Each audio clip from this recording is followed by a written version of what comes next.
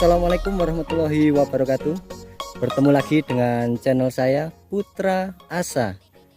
Kali ini saya sedang berada di tengah lahan ini milik Mas Sigit. Jadi saya sedang berada di Kabupaten Temanggung, Jawa Tengah.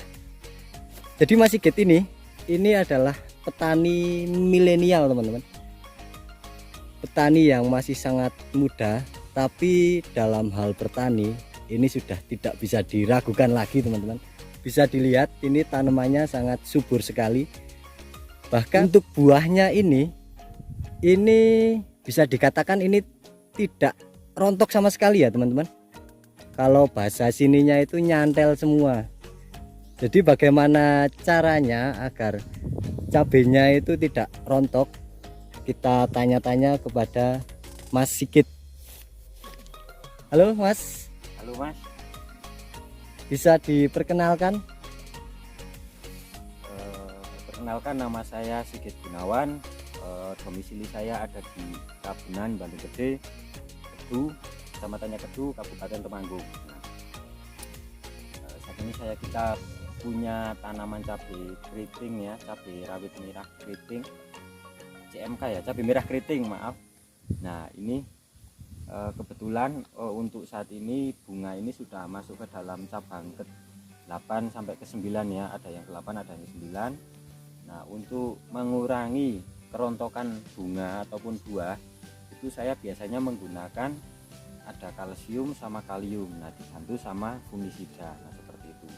Untuk penyemprotan biasanya kita pisah, kayak kalsium kita semprot sendiri, kalau fungisida sama kalium kita jadikan satu biasanya, biar tenaga nyemprotnya juga tidak terlalu capek seperti itu. Nah untuk kaliumnya kita biasa menggunakan MKP dengan dosis itu kita pakainya agak ekstrim ini. Nggak tahu kalau teman-teman sekalian, saya biasanya pakai 4-5 sendok itu interval 10 hari sekali ketika sudah memasuki fase pembungaan ataupun pembuahan. Nah kemudian untuk funginya saya juga dapat informasi dari teman, kemarin kita pakai Lunasmat. Jadi memang itu fungisida namun juga bagus untuk pembungaan seperti itu. Nah alhamdulillah ya, ini sampai cabang ke-8 ke-9 bunga masih tetap nyantel, jadi masih mau jadi calon buah seperti itu. Nah seperti yang kita lihat di sini seperti ini.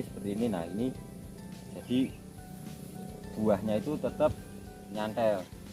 Yang penting kalau saya itu rutinitas nyemprot. Jadi kalau memang kita ada kendala misal kayak buah rontok ataupun mengalami patek dan sebagainya, kalau saya itu lebih condong rutinitas nyemprot. Jadi dosis saya nggak pernah menggandakan dosis. Kalau fungisidanya kayak saya kemarin pakai Lunasmat itu tetap pakai dosis 7 ml per liter. Nah ketika masih kok kurang mampu, saya rapatkan lagi interval penyemprotan. Kalau untuk menaikkan dosis untuk saat ini saya belum berani ya, karena memang teman saya pun menyampaikan bahwasanya nanti rawan bisa resisten seperti itu.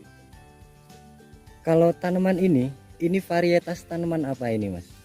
Untuk varietas tanaman sendiri ini kita tanamnya OR42 ya. Jadi seperti petani Temanggung yang tanam pada umumnya rata-rata itu juga nanam OR42.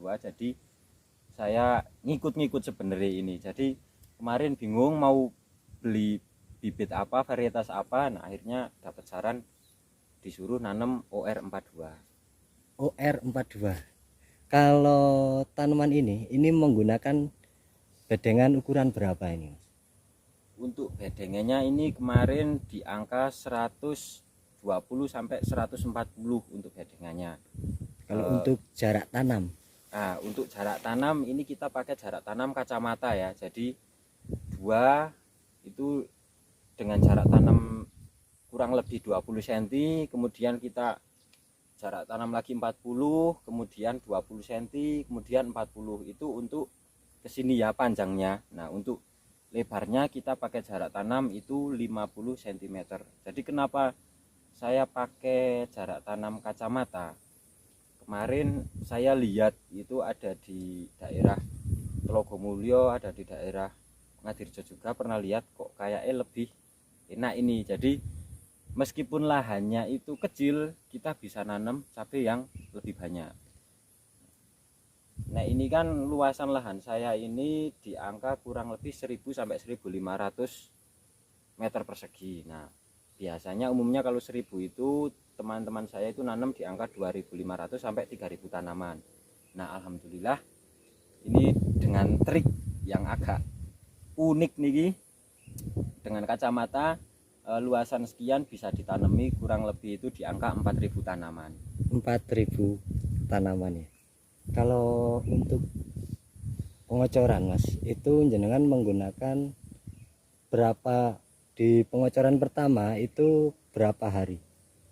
Untuk kocoran pertama sebenarnya saya tidak tak kocor ini Mas, jadi saya itu tak dipupukkan, nek bahasa di daerah saya itu disuntik. Oh begitu, jadi ini sampai umur 75 hari ya. Jadi sampai umur 75 hari itu belum pernah sama sekali dikocor ya Mas? Belum pernah untuk pengocoran. Jadi hanya untuk pupuk tambahan ya? Pupuk tambahan. Paling nanti kalau kocor itu biasanya saya kocor itu fungisida ya ketika kita ada kendala. Namun ketika belum ada kendala saya juga belum memasukkan fungisida yang dikocorkan. Oh begitu. Alasannya kenapa Mas kok tidak dikocor itu? Nah, kalau pengocoran pupuk ya, karena saat ini kan di bulan-bulan Desember Januari ini merupakan musim hujan ya, penghujan. Jadi curah hujan itu lumayan tinggi. Nah, dulu saya pernah melakukan pengocoran di bulan-bulan seperti ini, dan saya juga sempat buka-buka Google juga, bahwasanya dikocor ketika terlalu banyak hujan itu sangat beresiko itu untuk jamurnya gitu. Jadi kayak kita banyak kendala kayak layu dan sebagainya seperti itu. Oh begitu. Jadi memang dasaran itu sangat penting sekali ini ya Mas. Jadi dasaran itu nanti keliru saja bisa menyebabkan jamur ya Mas. Jadi untuk mengantisipasi jamur itu jenengan tidak menggunakan sistem kocor sama sekali ya? Iya, saya belum berani ya, nggak tahu besok misalkan memang curah hujannya reda terus banyak panas, ada kemungkinan tak kocor juga. Oh begitu. Jadi ini ada ilmu ya.